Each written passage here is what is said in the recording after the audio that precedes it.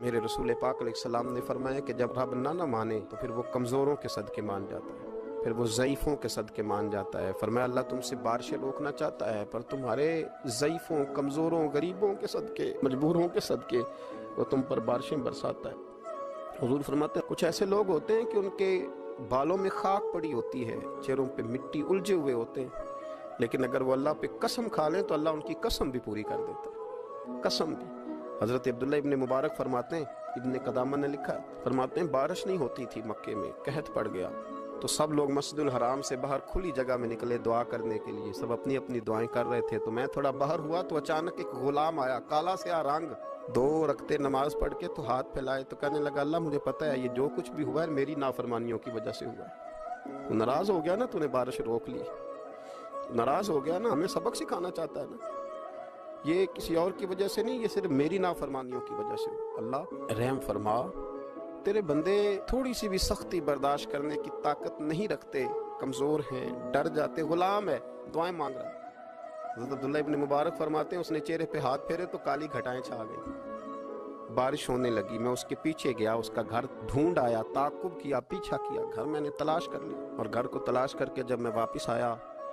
تو میں نے حضرت فضیل بن عیاض سے ذکر کیا تو کہنے لگے کسی طریقے سے اسے حاصل کرو۔ فرماتے ہیں میں اس کے گھر گیا، اس کے مالک نے مجھے دیکھا تو کہا عبداللہ ابن مبارک میرے گھر، اتنے بڑے ولی، اتنے بڑے درویش، اتنے بڑے محدث۔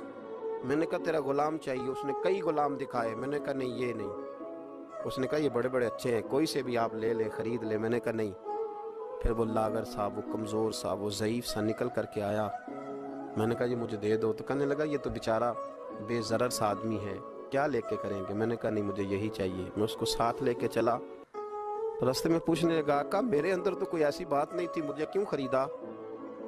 آپ مجھ سے کیا خدمت لیں گے؟ تو عبداللہ ابن مبارک فرمانے لگے میں نے کہا کوئی خدمت بھی نہیں لوں گا،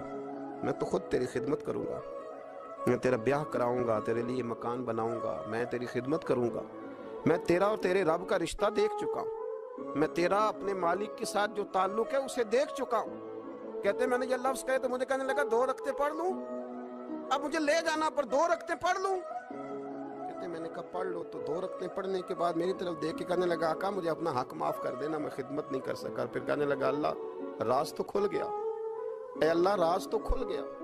اللہ تیرا میرا معاملہ تھا، راز تو کھل گیا، راز تو کھل گیا، اللہ راز تو کھل گیا۔ یہ لفظ کہتے کہتے